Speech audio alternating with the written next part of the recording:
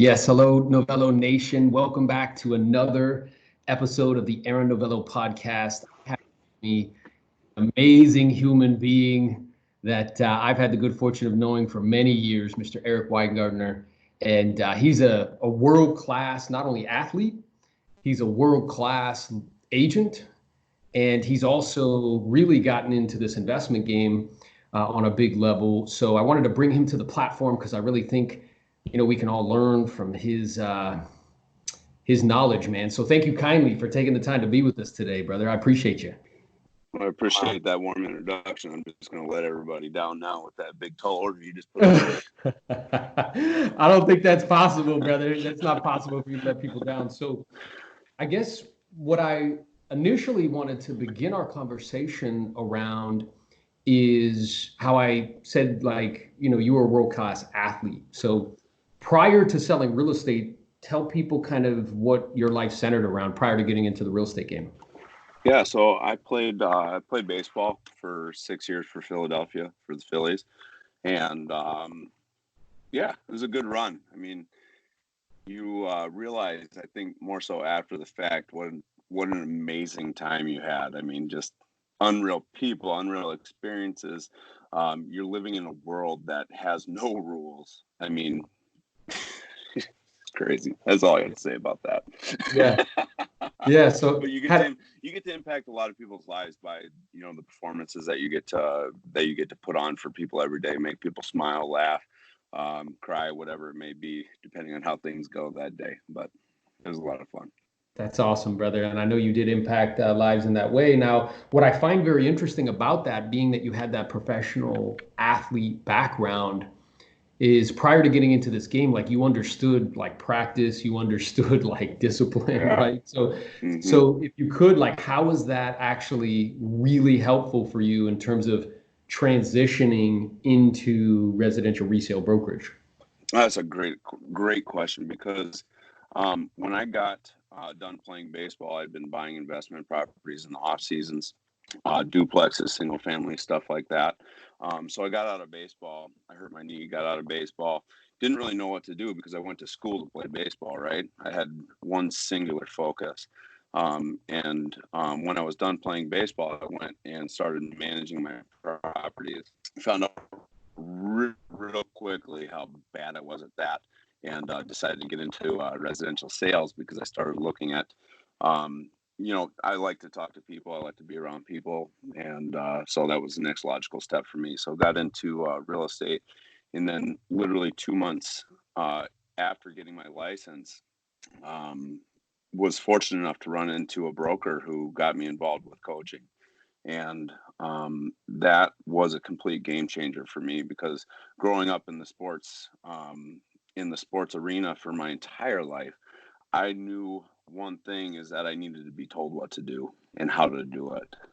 So yeah, and that's huge, right? Because I feel like I find it very interesting that even as a professional athlete, it could have been very easy for you because I'm imagining, kind of coming up that you were always like the man, right? You probably the man in high school and like you're really good at, the collegiate level and then made it to the pros. So it's very easy for you to get like an ego and kind of say like, come on, man, like I got this sort of thing, right? Oh, for sure. We still have battles today, me and my ego. Yeah, but that willingness to kind of say like, okay, yeah, like I understand I need somebody to point out to me what this game actually is and what I need to be focusing on and what kind of skills I need to be developing is huge as far as being successful at the game. So then you got that instruction, right? Yep. You got a clear, accurate assessment of reality as to what this game was and what you needed to do to be successful. So talk to me about kind of that trajectory for you. Like once you got that assessment, like how did things grow from there? So I think my first full year in real estate, I think I did 21 transactions, something along those lines. Just trying to figure it out and understand what it was really about, and doing things at a high production level. And so 21 transactions. I think 3 years later, that was 2006, 2007. I think it was 50, 75. And then after my fourth year, I think I hit 100 transactions. moving forward. So. Yeah, that's awesome. I remember you like in your brain, you were like 100, 100, 100, 100, Yeah. 100, just being like obsessed with that 100. And Yeah. then I'm aware instantaneously it jumped in your, because that's the other thing that I think about you, brother. When I think about Erik, I think about like just monster, like big thing. And I was aware at the time, like we were both around that 100 transaction Yeah. mark. And immediately, as soon as you hit it, you were like, what's up with 200? Right. Well, it's interesting, is that when you achieve the goals that you set, nothing becomes enough. So I think it's really important, as I learned this playing baseball, is that you don't place your self-worth inside of your goals, right? So my goal was always to be a professional athlete. I achieved that, and when I achieved that, I was like, geez, this isn't all, where's all the balloons and streamers, that are supposed to be every time I wake up, flying, right? So, I think it's important that we understand that a goal is just a goal, and there doesn't need to be an attachment to it. It's just something that we have the gift and ability to wake up every day and shoot for, because we have the God-given ability to go out there and walk the walk. So when you look at that number, right, it's just a number. Like I hit 100, I was like, okay, cool, let's go do it again. So and those things adjust, right? So now I'm into a lot of investing and a lot of different things. So now my goal is, okay, tailor my personal production down to 75, but keep my income the same. So how do I do that? And then add in doing the investing piece to that, because when you give something in one arena, you're going to take from another. I appreciate that, man. That's wisdom right there. I remember watching Time versus Tom. Mm-hmm. It's like maybe 2 Super Bowls ago with regards to Tom Brady. And he said something in this video which really struck me. He said, you can have anything you want in life, but you can't have everything. That's right. And he said, we have a limited amount of time. Yep. So the other thing he said, which I thought was very interesting, is that when you say yes to one thing, you're saying no to something else. Correct. You are Right. definitely saying no. Yep. Whatever it may be, you're going to give, and whether that's, our coach says, what are you willing to give up? And that's an interesting question. I didn't really grasp that question for a number of years, because he said it for a long time, and you say, well, what are you willing to give up? Well, I'm willing to give up my sleep. I'm willing to do this, whatever it may be. Right. But you don't really grasp the magnitude of that until you're down the line. Yeah. You just don't grasp the magnitude of it until you're down the line, Yeah. So, or until you're confronted with like, oh, I'm aware that I was giving up all this stuff, but I'm not willing to give up that. Right. For sure. Right. And that's an interesting kind of experience. And then the other thing I'm aware of, which I wrote down here as you were speaking, like for you, it sounds like, which it's true for me too, is it's really about like evolving. It's like who you become in the pursuit of that goal and objective. That the goal and objective is it's just like a carrot. And getting the carrot, like I never get it because I imagine like this carrot like in front of me, just dangling in front of me all the time, and I'm always running after it. But B, who I become will either make me very happy or very sad. So it's like, who am I in the process of becoming in pursuit of the thing that I want? Like that's the thing I got to be conscious of, right? Right. And those are strong words. Wow.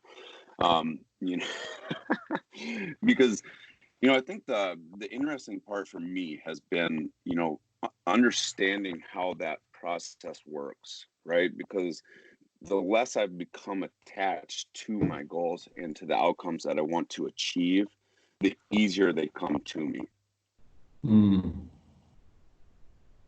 Right? So the less that how do I put this without confusing everybody beyond belief? The less that I desire and need those things, the easier they flow. Because when I get my ego out of the way saying Erik did it, because look, I'm just not that good. When I get my ego out of the way, right, and I push myself aside, and just let it happen, things come to me. Yeah, that's awesome. And what it makes me think about is something I've heard Jim Rohn say multiple times is success is something that you attract by the person that you become. Totally. Which is totally Absolutely. true. And then the other thing I wrote down, which I heard you say, which I think is key there, right? Because I think a lot of people get confused with regards to this idea of being unattached. Mm-hmm. Because it's clear to me, because I mean, again, I've known you for a while, brother. Like you are, I don't want people to get mistaken. Like you want those goals and objectives. Like, oh, for sure. Absolutely. Like, yeah. So, but the thing is, and that key there, that little shift is that I want it, but I don't need it. Yeah. It's not me. Right. Where like the needing part, like if I think I need something in order to be happy or centered or at peace or feel love or whatever, I'm going to go after it like this bleary-eyed maniac.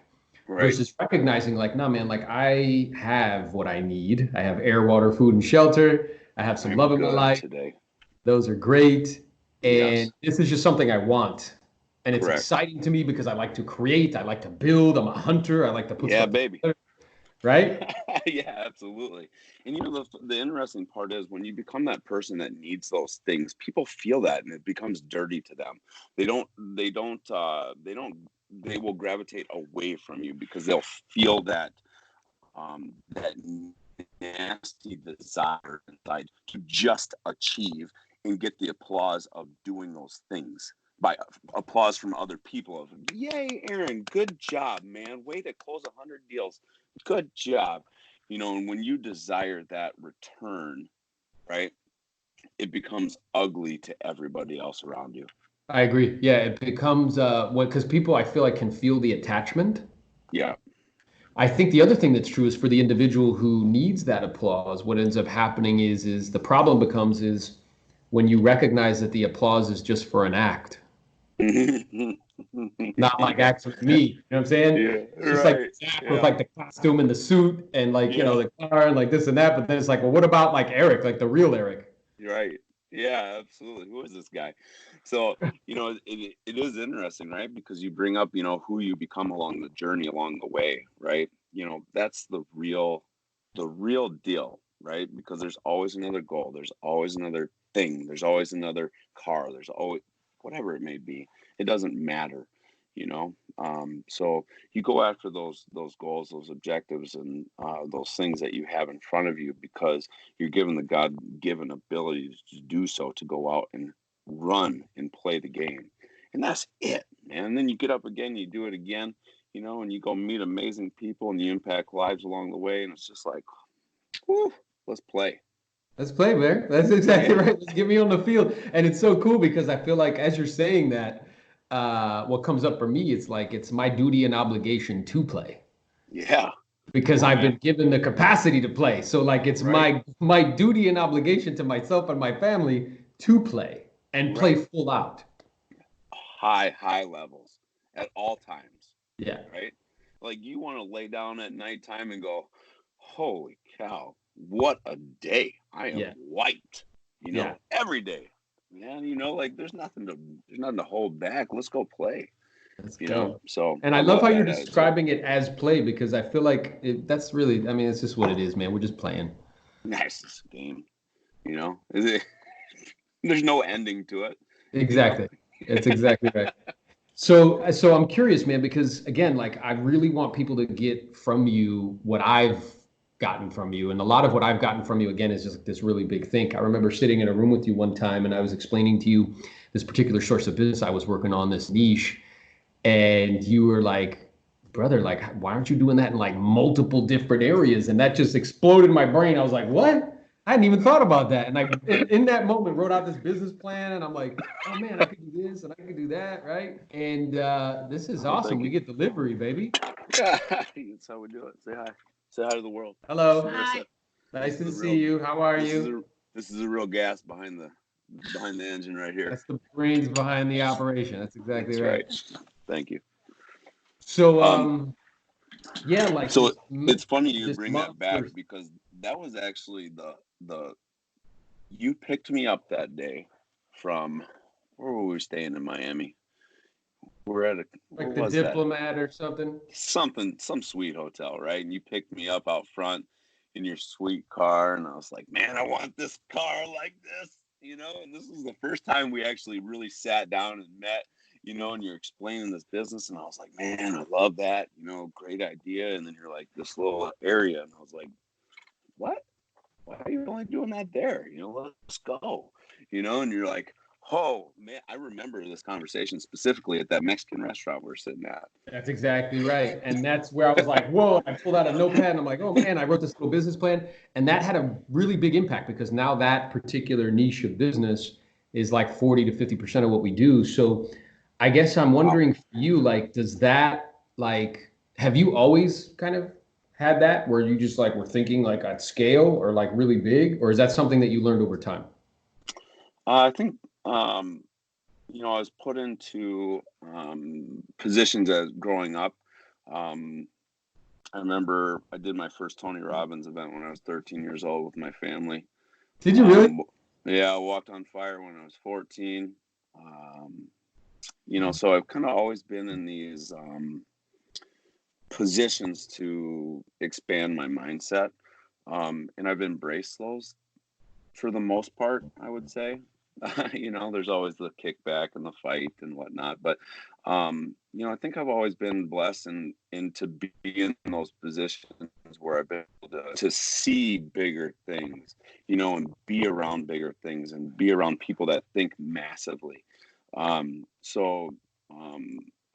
Again, it kind of just goes back to the mantra of let's go play the game, and let's see who's out there. If you looked at my board, I've got, private plane with a couple walking off with the, off the tarmac, and I've got, apartment building set up, and I've got all these different things, that I envision, but I've actually been to and done because I've sought them out so that I can have that experience and understand what it really is inside my head. I love that. I love it, bro. And you've really begun to do that in your real estate business where the onesies, twosies, which you definitely do now, you still do that and are very good at it. Yeah. That's the lifeblood, right? It's the engine that drives the whole machine. You haven't gotten away from that. However, you can't keep Erik thinking like, just tiny, bro. He went huge and he started to put together these monster like multifamily apartment deals. So can you kind of talk about first where that seed was planted or that kernel kind of was planted, and then that, how you incorporate that into your onesie, twosie residential resale business? Sure. Well, I think, it's important to start off, and we talked about this a little bit earlier today, is that, the onesie twosie business is, makes you $1 million a year. One of my coaches, this is funny, right? He told me my baseball coaches back in the day, this is one of my favorite coaches. And I think about all the things that he told me over time. And I think about how wise they are, right? He goes, Weiner, a lot of little bottles equals a big bottle. And at the end of the day, you still got a headache, like all these. And so he said that, you're like, huh? Yeah. Oh, okay. And I'm like, oh, wait a minute. I got you. Right. So, when you look at this business that we're in, I think so many people try and run, and myself included, I'm guilty. So many people try and run out, but the reality is that it's the blood of your life, right? So you can't function without it. The way that I've approached my real estate business is that the residential sales will always feed me, right? And everything that I do in the investing game will build wealth, right? So I don't take any money from the rentals or any of the stuff that I have. I don't do anything with it. It all goes back into building that business. That's awesome. So, and I think we were talking as well, like this idea of like, everybody has like their own superpower. I think everybody's equipped with some sort of genius, right? And this idea of recognizing that, okay, this is the main flow. And my whole goal and objective is not to get away from the main flow. It's to keep it the main flow, to have it be efficient and effective, earn me a whole bunch of money, and then I can use that to build kind of generational wealth for myself and my family. Absolutely. And the cool part about, selling real estate is that you can never be too good at it. Like you can never be too good at it, right? So there's just different phases, right? So, I wanted to sell 250, okay, right?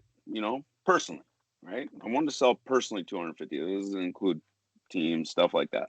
Well, now my goal is, okay, I recognize the fact that I can't achieve that goal by myself, right? So now what can I achieve and keep my income to the point where I can still do what I want to do lifestyle wise, right? Um, and how can I take that number, that 250, and make it 75, right? How can I do it faster? How can I make more money doing it? What do I need to do? So these things, you can never be good enough at this game, right? Which is the best part. You can just make adjustments in it and see how you can move around inside of it.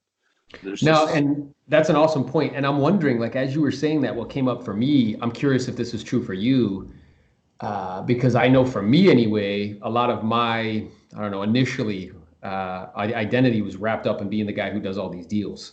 Yeah.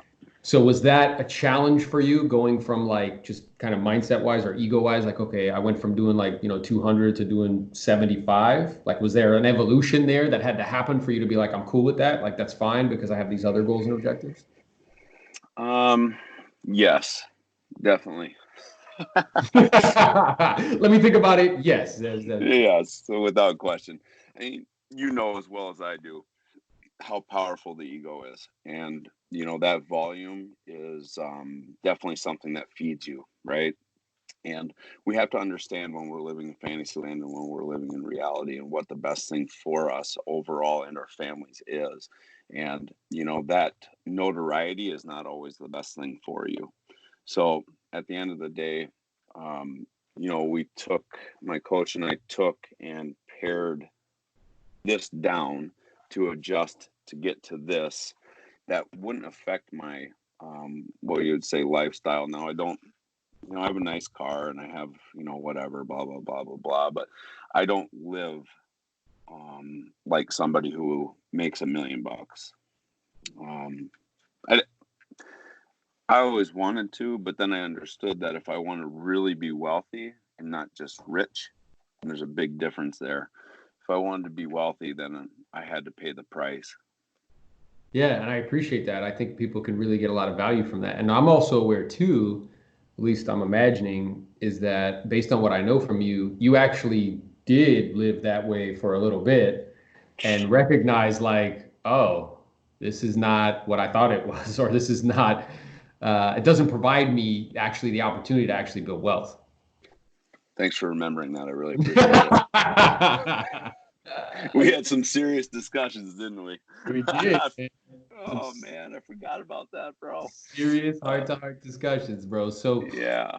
but that's a valuable, like it's this really valuable lesson. And what came up for me as you're sharing this, and I think a lot of people, I really want them to hear this, is that like the juice, right, that you get from like this, from strangers, it's not it's not that fulfilling, and B, it's not like the juice that you get from, I don't know, other sources, whether it be your faith or whether it be your significant other, or whether it be from your children. You know what I'm saying? Yeah, absolutely.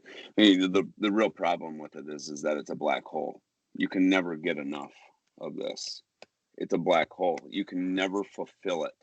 And you can't fulfill it with 6,000 square foot homes on the lake with $150,000 cars, all of which I had all of. You can never fill it. It's a very temporary means of feeling good, right? The reality is that our job is to love. It's not to be loved. Hey, I don't remember the last time I read in the Bible, right? And whatever you believe is your deal, right? But I don't remember the last time I read in the Bible. Today, I want you to wake up and feel love today. You go out there and you just get as many people as you can to say, I love you, right? It's just not the way the world works. No. Right? Yeah, and it's so interesting. You're going out there. Yeah, it's awesome, brother. It's perfect. And this journey, like this arc, sometimes people, they look at this game and they're like, oh, like this is going to provide me with these external means to make me like, happy. Yeah. When it's really a journey about what I'm gathering from you, this is a journey about like excellence. It's a journey about like discovering what you're capable of.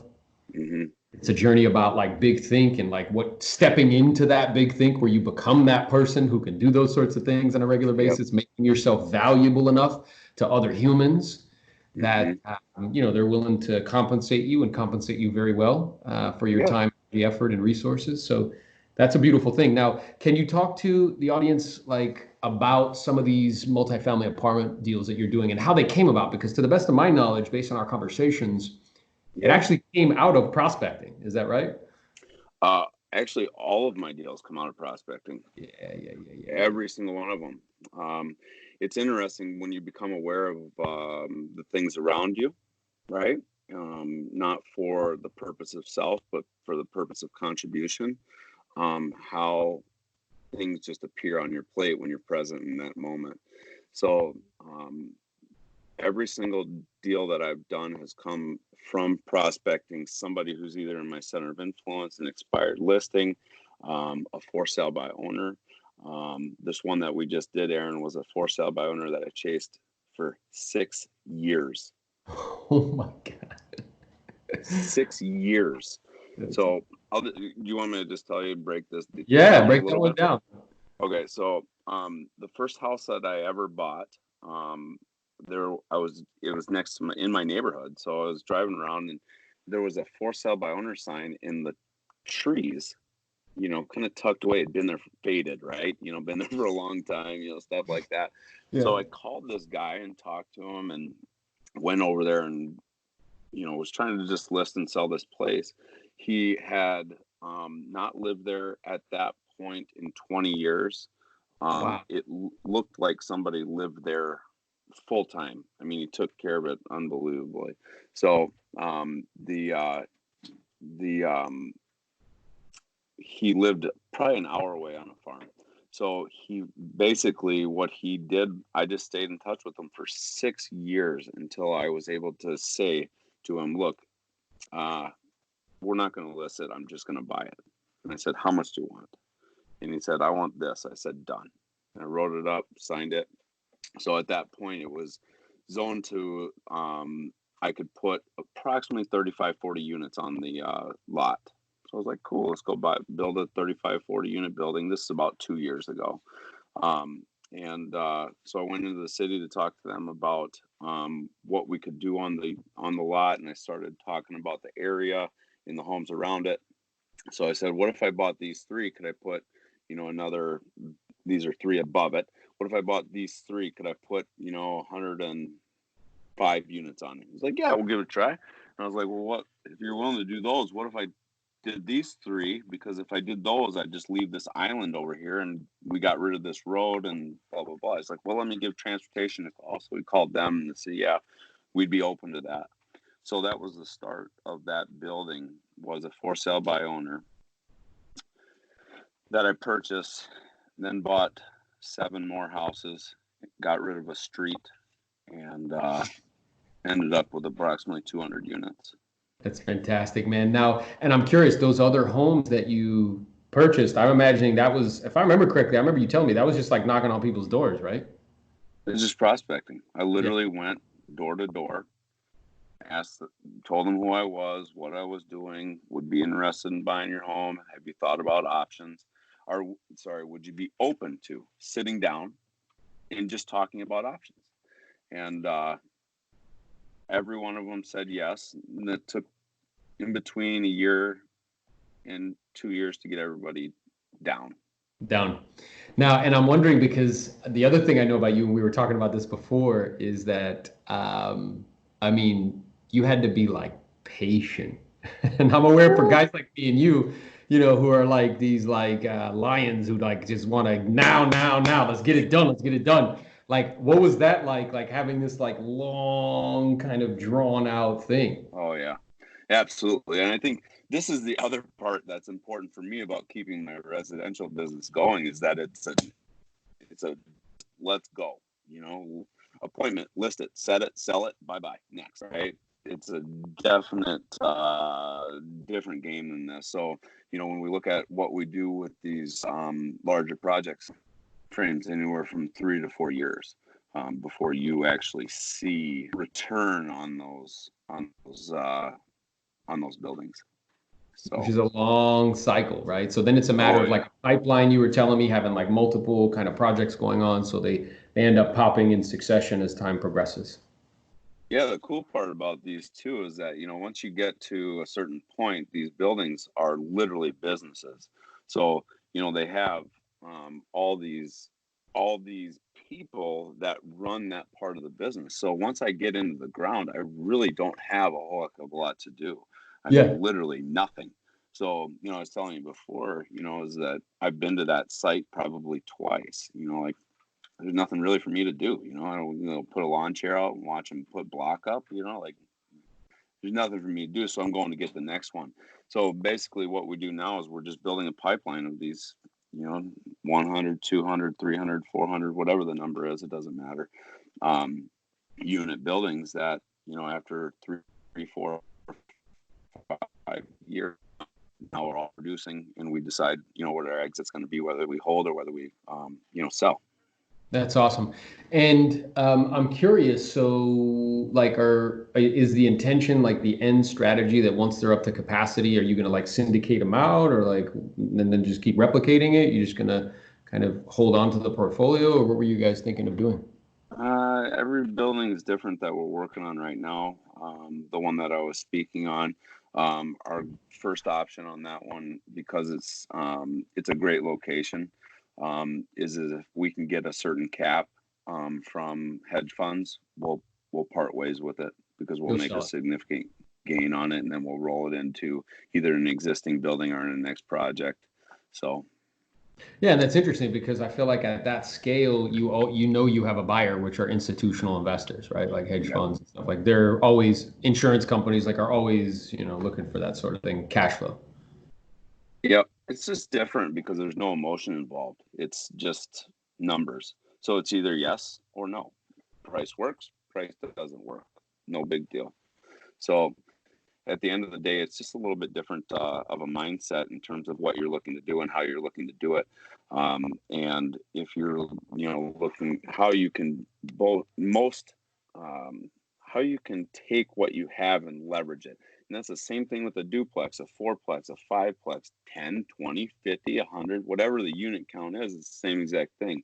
Do you benefit the most by holding on to this for the next 15 years and paying it off, or do you benefit the most by selling it now and taking a big rip on the gain and putting it into two of them, Mm-hmm. right? So realistically, it's just all about what you want on the end. On the back side of it, the numbers are irrelevant. Yeah. And if I remember correctly too, you also had like kind of like a mentor, somebody, because I know you recognize the value in that, who was already playing this game at scale, who helped kind of, because I remember you started with duplexes, triplexes, like that sort of thing, Oh yeah. right? Yep, for sure. Yeah, so I was fortunate enough to run into a guy who owned approximately 2,000 units and then a couple hospital buildings, who ended up kind of walking me down the path on this stuff and, helping me, introducing me to people that later became people that I used, anywhere from architects to um, banks to whatever it may be, right? So at the end of the day, it comes back to I realize the fact that I'm just not that good and I need help, and, and I'll take it from just about anywhere I can get it. Yeah. Yeah. As long as they're believable, right? As long as they're Right. producing out what you wish to produce. Right. Uh, yeah, that's awesome, man. So I guess I'm curious, do you see yourself, because I know the onesies, twosies, it satisfies that desire for like the now, right?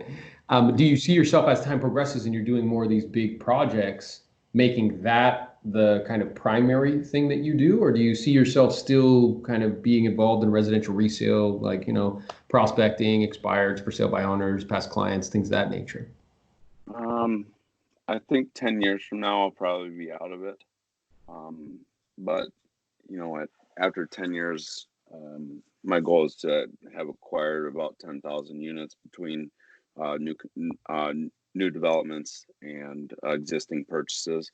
Um, at the end of the day, I've been doing this now for almost 15 years, which is unbelievable. I mean, Jeez Louise, can you believe that? How long have Crazy, we been man. doing this now? I know.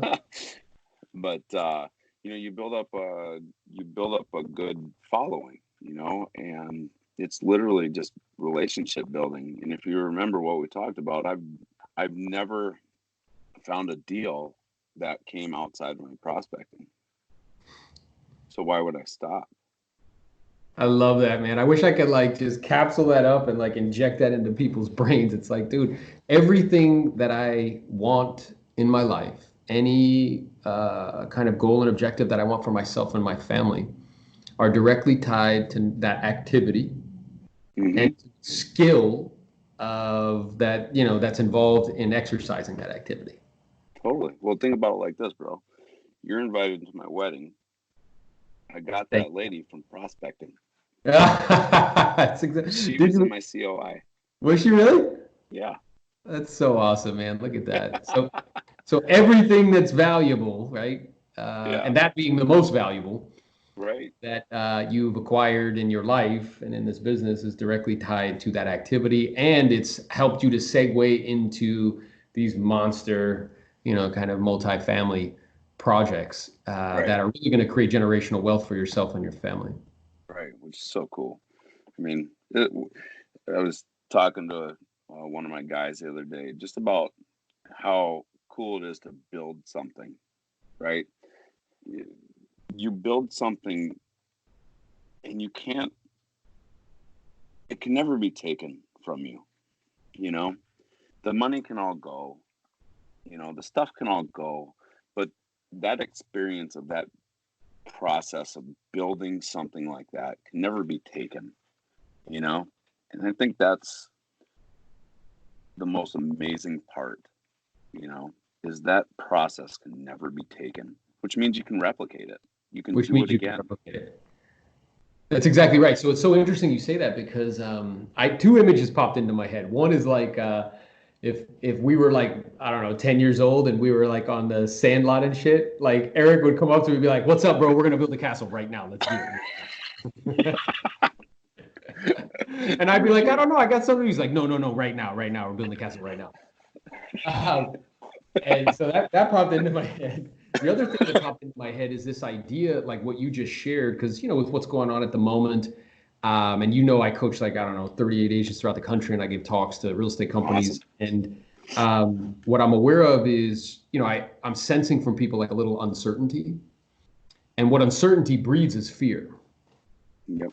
And what I shared with somebody the other day is that consistency creates certainty. Yeah. So right? Like consistency creates certainty. Yeah. And by you consistently, like you said, like consistently, let's say spending tens of thousands of hours practicing a craft, nobody can take that shit from me. Right. It's mine. Unless something happens to where I physically, I'm not able to use my brain in some capacity, I own that. Right.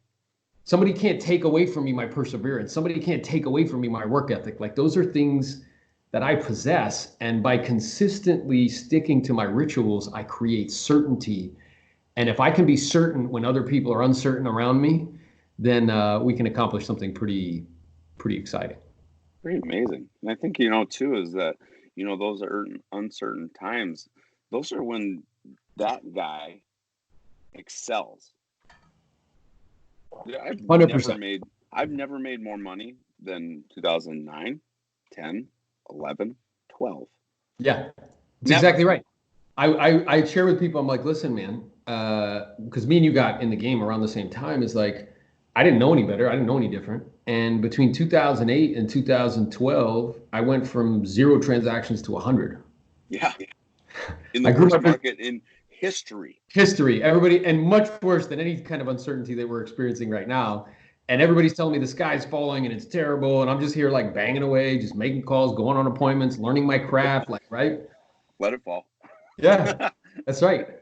And what I found very interesting is I saw this statistic when I was also at a Tony Robbins event with Business Mastery. He said that if you look at companies, large 500, Fortune 500 companies on the stock exchange, you go back 150 years, yep. There's only a handful that are still around. Right. But what was fascinating is of those handful that are still around, all of them were started during a very difficult economic time of uncertainty. I don't know any different. Because what that tells you is like they just A, they didn't know any different, but B, they had to bootstrap it. They had to get in there, grind it out. They had to, right? Absolutely. We're grinding, baby. Yeah. Sound fundamental business like strategy, sound financial strategy, right? Of which nobody can ever take. Nobody can ever take, brother. Well, they can take the market, right? Which, hey, take it. See you later. It'll cut about half of our agents out of it. It'll just make our lives a whole heck of a lot easier. Sorry for all you that are going to be going down, but listen, at the end of the day, nobody can take what you learn. So if you go out there and you play the game just to play the game and not for the return of what you get, nobody can ever take it, and the market doesn't matter. That's exactly right. And what comes up for me is I read a book, Can't Hurt Me by David Goggins. I don't know if you read that book. A couple of times. Oh man, it's so good. I'm listening to it for a second time now. And one of the stories that came out of that for me was there was this general and in Greece, and he was saying like if you go into battle, there's like 100 soldiers, like 90 of them shouldn't be there. Right. Like they don't belong. They're like the butcher, the baker, the candlestick maker. Like they shouldn't even be there. 9 of them are soldiers. And we're glad they are, right? Because the battle rises and falls on the soldiers. But one of them is a warrior. Yes, and the warrior is the one that makes sure that everybody comes back. That's right. Right? So the story that me and you tell ourselves is that like we're the warrior, man. So stuff can be falling out around us, but it's like, listen, I get certainty out of consistency. I get certainty out of knowing, right? Not imagining, not reading in a book, but knowing that if I execute on these skills and abilities that I have and I follow my disciplines, that, I'm going to come out completely on top. Yeah, absolutely. And I think that can be that anybody can get that. Anybody. Yeah, there's no VIP room for that. You don't need like a certain amount of money to get access to it. It's like it's available to anybody. But the deal is you have to be willing, which circles back, and this is an awesome thing, like circling back to the beginning of our conversation. It's like, dude, you can have anything you want in life, but you can't have everything. That's right. I gotta be willing to put in the time. I gotta be willing to put in the countless hours of kind of time, energy, effort, blood, sweat, tears, like all that. To acquire enough experience, 15, 20,000 hours of experience that, I can do this day in and day out, all day, every day, no problem. Simple, not easy. The price had to be paid, and that was discipline. That's it. I love it, brother. Well, hey, man, listen, I so appreciate you. That's such a good way to end this podcast episode. I am super appreciative of you taking the time, brother. I know your time is very, very valuable. And I appreciate you as a human. I appreciate you as a friend. And I know people are going to get a lot out of this call, man. So thanks so much. I forget everybody was out there, though. Just me and you talking. I appreciate you, brother. Awesome, bro. Yeah, and I look forward to it, man. I'm going to do my best to get out there to see you for your special day, okay? All right, man. Love you. Love you too, man. I'll talk to you soon. All right, bye.